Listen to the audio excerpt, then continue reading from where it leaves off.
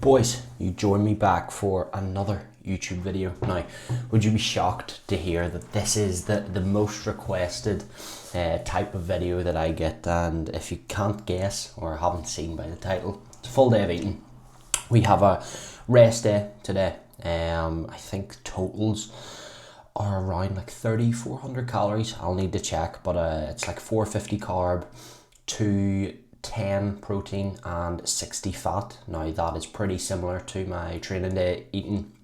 All I do is just 200 or 150 extra grams of carbs on a training day. I don't actually alter my fats, and that's something I've changed from last off season or last push up.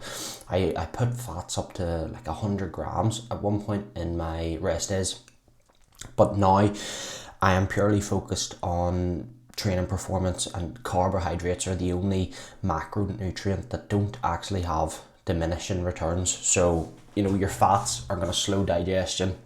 Protein's going to have, to an extent, it's going to hit a number and it's not going to do anything extra. It's just going to be risking gastric like stress issues with the digestion. But carbs, of course, you're probably going to get more GI stress when you're slamming 1,000 grams of carbs a day compared to 400. But every carb increase is going to do something towards training performance. So that's why this push up, I'm really prioritizing pushing up carbs, and I'm just leaving fats at baseline 60 grams. They will not be touched the rest of this push up. So you are joining me here for meal one. This is 350 grams of phage. Well, it's meant to be 350 grams of phage, but we'll get into that.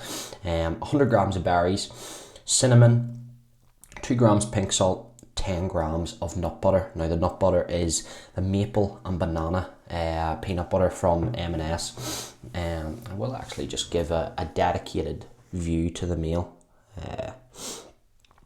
in all its glory. Beautiful stuff. So yes, the nut butter is from M&S, and if you know M&S, you know it's going to be banging, and it is, but it doesn't quite live up to the coconut almond butter. That is the number one nut butter ever. Like, if you want to get into nut butter, go on Amazon, order Pippin Nut coconut almond butter. Sensational, like scintillating. That is extremely good stuff. But little alteration to the meal this morning.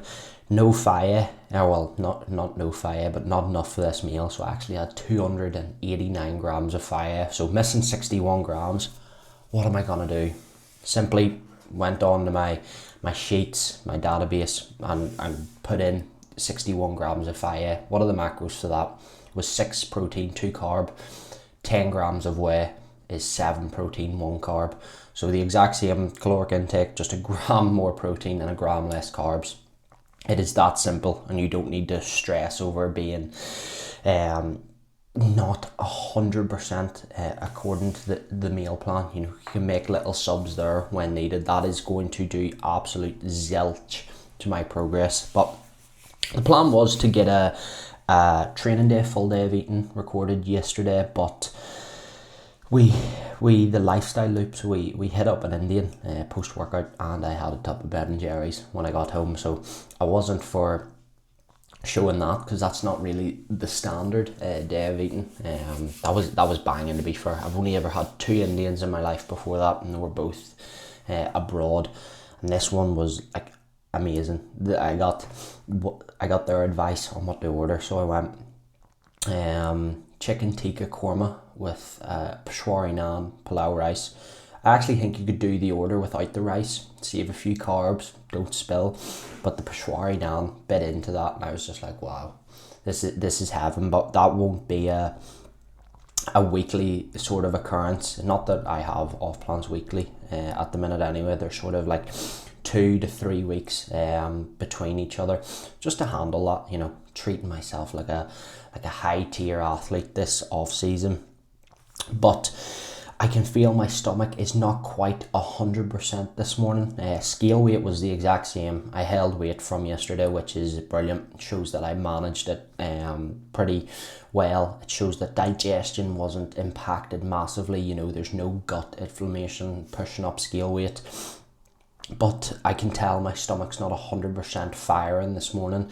Like, I don't have as much of an appetite for this meal, and I woke up and I was a tad more distended, sort of bloated in the midsection as soon as I got up, rather than waking up and I'm literally empty in the stomach, which what I'm like with my normal meals and some other off plans. There was just, I could tell there was something there. So that will be maybe a once in a blue moon off plan, but it was absolutely banging. So I will actually get into this meal now. It is currently 8:31 a.m. I will put timestamps in this video, macros and ingredients for each meal. But yeah, time to dig in, and I will bring you guys back for meal number 2 in roughly just over 2 hours probably. And I am back. Meal number 2 going down. So first of the carbs going in today, I keep rest days pro-fat meal 1. Well, as pro-fat as you can get with yogurt. There's going to be a little bit of trace. I think it's like 3 grams of carbs per 100 grams. That's why I wouldn't, in a diet, I've talked about this on Instagram before, but in a deficit, I probably wouldn't have yogurt as your meal 1. I think you can keep that meal completely carb free. Like, just ignore the trace as well. You don't want that in your meal 1 really. Just keep all those carbs around training, around the training window, pre, intra and post in a deficit. No need to be using them sillily in your yogurt meals really. So what we have here is 3 meant, again, same situation as went on. We're a little short on ingredients, but what the meal is meant to be is 350 sweet potato, 150 beef, 5 coconut oil, 100 veg. This is 75 carrot and 25 lettuce, and a little bit of 0 sugar red sauce with 100 grams of pineapple. That is what the meal is meant to be, but I am a little short on sweet potato because this is the last day I'm going to actually be running sweet potato in my diet. So rest days going forward are going to be rice as well on a training day. So I wasn't going to buy more sweet potato. All I had to do was, I was short 75 grams, so that is 15 grams of carbs. So that means an extra 150 grams of pineapple. So that's just an extra 75 pineapple per meal. So that's 175 in here with this lovely little mug. Very, very nice. I'll give you another little angle for the meal just to show off the mug. Perfect Christmas present. I love stuff like that. Now, after showing you that view, I have realised I forgot to add my 25 sauerkraut to this meal. Up the bloody fermented foods, that the gut health kick. But no, the reason I am transitioning from sweet potato to rice, 700 grams of potato, I believe it's 22 grams of fiber in 700 grams. I can tell my gastric emptying, so like your gut transit, how fast food is moving through your stomach. I can tell that's slowing down, and when you're pushing food, I'm already coming up to 600 grams carbs on a training day. You really don't want your stomach to start to slow down, to keep digestion firing, appetite firing, and having a productive gaining phase. You want things to move smoothly. You don't want to be feeling full up in between meals. You want to be ready and actually excited to go into the next meal. So we are making the swap to rice. Now obviously that's going to completely remove the fiber content. There's no real fiber in rice, but it's also reduction in food volume as well, so that is nice. So you're getting the actual thing that's slowing down the gut transit is the fiber in the potato, but you're also just making your stomach that bit tighter and making things move faster naturally, because there's less food volume, so there's obviously less to process in your stomach. There's also 2 grams of salt and, well, roughly 2 grams of salt and 1 gram of low salt, maybe half gram of low salt in this meal. What I've started doing with my salt intake throughout the day is I will weigh it first thing in the morning. I will get a little double espresso glass, weigh my pink salt and low salt, and just divide it individually between meals. And if I'm meal prepping for the next day, I have all my meals done, and then in the morning, the morning of the day that I'm going to eat those meals, I'll wake up, weigh my salt for the day, and just sprinkle it over I'll open up my Tupperwares and sprinkle the salt over. So this is a very nice meal. I need to go and add my sauerkraut actually. The other thing I did want to mention is coconut oil as a fat source in this meal. Now, this is a fat source that I pushed a lot on clients. It's very tasty, and I do think some degree of saturated fats are good to have in your diet, and I like coconut oil as that option. You know, a good grass-fed butter would be good as well here, but I like coconut oil for the taste. But what I am transitioning to is macadamia nut oil. From a monounsaturated fats perspective and micronutrient perspective, macadamia nut oil really does shit over most other oils, and it also tastes banging when it's mixed into some rice. So that's a little food for thought if you're debating or weighing up what fat source to go with certain meals. Macadamia nut oil is definitely a good option to go with. So gonna add my sauerkraut to this meal, get it in, go for another little walk on the walker after that, and I'll join you for meal 3, which might be a repeat of this, an exact repeat, or I might give you some variety and go with the sourdough meal and then repeat this meal. But you should know this does come up twice on a rest day. Once again, you join me in the study, the office, for meal number 3. Now you're seeing what potentially could be my favourite meal at the minute. I will actually, can I take off face track? I cannot, but I will give you a good view of this meal, the eggs and sourdough meal. It is beautiful. We've got 2 slices of sourdough dedicated to the eggs and salmon, and then 2 dedicated to banana on toast. There we go. We can get me on the meal in frame. Now, we've also got some veg on the side with the same mug, the Jim Wanker mug. We've got sprouts and green beans for this meal's veg of choice. But the build up to this meal is slightly different than the other rest day meals because we have 1 cap of glycotank going in. Now I take 2 of these a day. On a training day, 1 with pre-workout meal, 1 with final meal. And on a rest day, 1 with this meal because it is my second highest carb meal of the day, and then 1 with my final meal as well. It just goes in with my health subs. I have one of those little like supplement things where you put all your tabs in, and it's like Monday, Tuesday, Wednesday. Glycotank is one of them. But yeah, this meal is phenomenal. I will run you through the ingredients now. We have 225 sourdough bread, 100 banana, 50 smoked salmon, 2 eggs, which are absolutely brilliant eggs, by the way. Look at that orange yolk, if you can see. Delightful. Some 0 sugar red sauce, 100 veg, and 30 spinach for this meal. Then we've got some oregano, paprika, salt, black pepper, all over the top to make it nice and tasty. Now, one thing I did want to touch upon with the banana on toast slices, there actually is some rationale to the cinnamon on top. It's not just taste. You'll see a lot of guys in the bodybuilding sort of world going with cinnamon on top of their meals, and yes, it tastes banging, but it's also very good at controlling blood sugar. So if you are really trying to ensure you're staying insulin sensitive in your push-ups, you should be utilizing these little things that will help in the long run.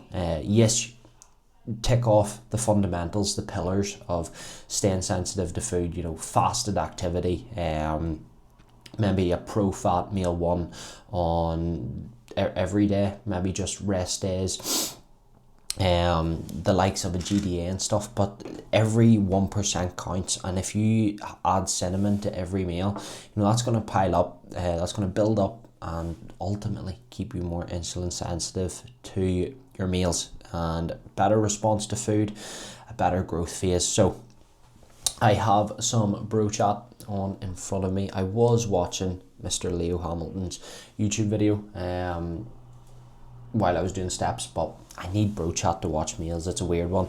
I like the speed of a podcast to be able to eat to. I feel like when I'm watching a normal YouTube video, I'm sort of like rushing my food in because the video is a bit faster paced. But when it's just chill, nothing's happening on a podcast, just guys are talking, I take my time more with my food, which is another reason I actually use a knife and fork for this meal, to slow myself down eating.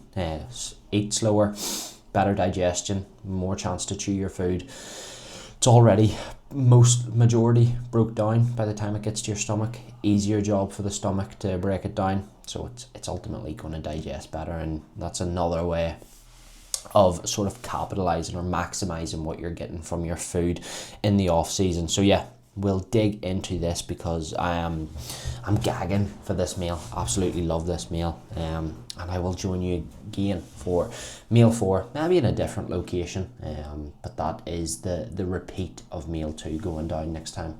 So meal is polished off, or has been polished off. That was delectable, but I realized I was only quite brief with the GDA. I wanted to talk a little bit about it. So a GDA, or a glucose disposal agent, this is not something you deploy at a certain level of food. You know, your meal plan doesn't hit 600 grams of carbs and you're like, right, GDA going in.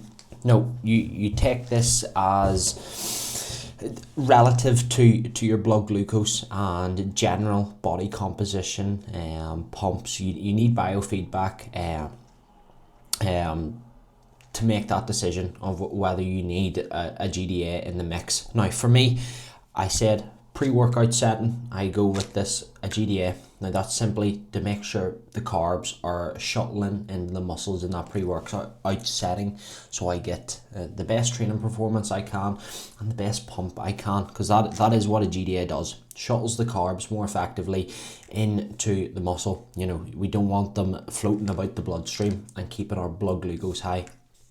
We get them shuttled away, and actually doing something, you know, using them for good rather than making us insulin resistant. And then pre-bed, I like one just because we're not really doing any activity after our final meal. So just helping shuttling those carbs, moving them about. I do not think that is a bad idea at all. But the time that I decided to put glycotank in was generally just because I was struggling a little bit with pumps, and my food got quite high quite quickly after the diet. So I was thinking, you know, I'm going to be proactive rather than reactive on my blood glucose. You know, if you follow me, watch the YouTube, check my Instagram stories, I talk a lot about blood glucose and insulin sensitivity, and it's something I've wanted to stay on top of very much so in this push-up. So I decided, you know, I've got the funds available, I might as well get a GDA. But this is what I want to touch upon. Do not break the bank to fit a GDA into your monthly subs order. You have other things that can help control blood glucose and the blood glucose response or spike after a meal. And I touched on it earlier. Fiber is one of those. You know, fiber, protein content, fat content are all things that will slow down or sort of blunt that glucose spike after a meal. So that's sort of doing what a GDA is doing, but just in a different sort of mechanism. Now this is not essential.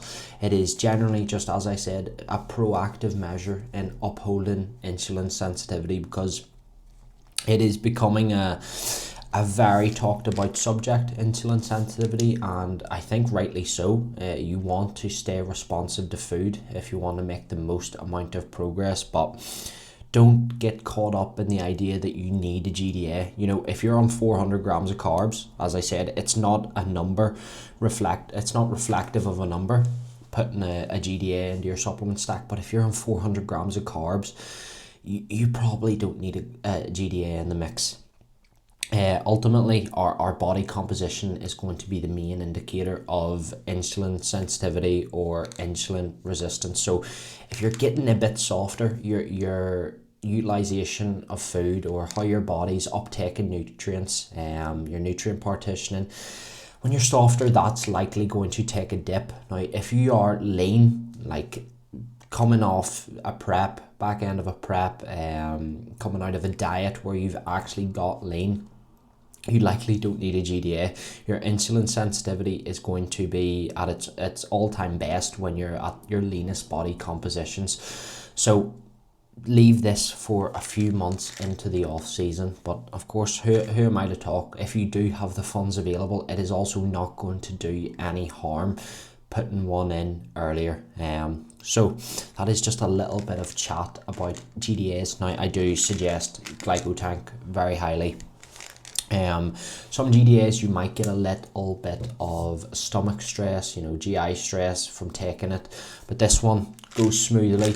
My fasted blood glucose readings are actually coming down since getting further into this off season, which is lovely to see. So that basically, they're the two main takeaways or two main points that you want from a GDA. No stomach stress, and it's actually reflective on your fasted blood glucose measurements. So yeah, would highly suggest Glycotank. Engineered muscle, unfortunately no code, but someday JX10 or Buyer's 10 will happen, inshallah. So yet again, you join me in the little office room for meal number 4, and this is the repeat of meal number 2, once again with the 175 grams of pineapple approach, because we do not have enough sweet potato. But we've actually went for mac nut oil in this meal. I forgot to mix in my coconut oil before I put my red sauce on top, and I didn't want to disturb the aesthetics of it, so we've just went with mac nut oil. One tip, if you're doing beef meals, try it in the air fryer instead of the pan. Gets a different texture to it. It is very juicy, and it means if you are using oil, you don't have to use the oil to cook the beef in, and you can have it mixed around the meal, and it's just pretty damn nice. I actually don't have too much to comment on with this meal.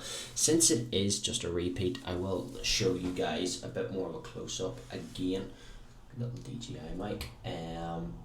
Yeah, pretty bog standard damn meal. What I was talking about earlier, the blood glucose spike from a meal like this is not going to be huge. We've got 100 grams of veg with 25 sauerkraut, so there's fiber. We've got 11 grams of fiber, just a bit less from the sweet potato. There's fat from the oil and the beef mince. There's protein from the mince, obviously, which is going to slow down that blood glucose response. You're not going to be spiking your insulin with this sort of meal compared to maybe a cereal meal post-workout, which I find absolutely bizarre that people are eating cereal post-workout and stuff these days. Guys, we're bodybuilding, we want to eat healthy foods. It's not just because you train and lift weights doesn't mean micronutrition and nutrient quality or food source quality doesn't matter at all. But what have I done in between these last 2 meals? Done a bit of work, got WhatsApp all cleared, and finished off Guardians of the Galaxy. I'm currently doing an MCU watch through, losing my MCU virginity, my Marvel virginity. Never watched any of the films, and I really want to watch Endgame, so I'm watching the 20 films leading up to that, and I'm really enjoying them, to be fair. Guardians of the Galaxy was an absolute quality film, but Bradley Cooper, it does not sound like Bradley Cooper at all. Talking about movies, this video, this YouTube feels like one of those movies where it's set in one location. I've only been in this room for the entirety of the YouTube video, so maybe it'll live up to the quality or match the quality of the likes of 12 Angry Men. That's actually the only movie that comes to mind where it's only set in one location. But yes, we'll get this in. We have the Beyond the Process podcast going down at 5:30, and then after that it will be the final meal, the sweet final meal, because we are always team sweet meal 5. That is a nice bowl of cream of rice, whey, fruit, dark chocolate. Unbelievable. So guys, hope you're looking forward to that, and I will see you in a bit. And here we are, final meal in the same location. I was going to change it up, but you know, I think we should just go with the vibe of one setting, one location for this video. So obviously the nightcap going down, we have the big bowl of cream of rice. Now this one is going to need a little angle of its own to get its all of its beauty. That is just gorgeous. So in this meal we have 100 cream of rice, which is Gold Bar flavoured TWP. We have red velvet whey paste by Perform, 20 grams of dark chocolate, it is 40 grams of whey by the way, 35 grams of dates, you see a big massive fuck off medjool date here, 100 grams of banana and 100 grams of berries mixed between 50-50 between raspberries and blueberries underneath, with cinnamon and nutmeg sprinkled over the top. Now, the biggest game changer with your cream of rice, the biggest tip I can give you, which I've only recently discovered, is a whisk and the microwave is so much better. Like, you can't actually fathom how much it improves your cream of rice game compared to boiling water and a spoon. Get that switched over and you will level up your cream of rice game. But I do believe this is the best way to set out a bowl of cream of rice or oats. You know, if you bite up the dark chocolate or spread the dark chocolate beneath all the toppings, you don't get 100% of the flavour from the dark chocolate. But here, you know, you get the whey paste on top of all the fruit. This sounds very food focused, but you know, I thought this through a lot in the diet phase. And then on the other side, the dark chocolate's not getting interrupted by anything. You're getting 100% of that melted dark chocolate in your mouth, all that flavour. It is just the best approach. So PM Sups have went in with, just before this meal, tiny sip of water to avoid any dilution of the stomach, you want to say. You know, you don't want to be heading into a meal having drank 500 mils of water and you've already distended your stomach slightly. Your food's not going to digest that well.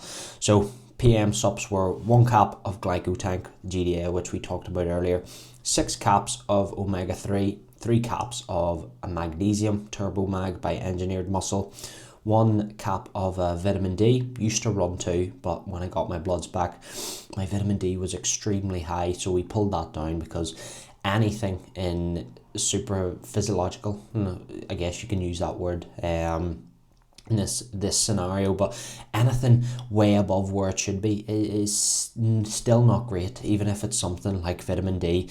So we had all of those, and I believe that is it. I will take my Turbo Dreams after this final meal, alongside doing, I think I have 1500 steps to box off.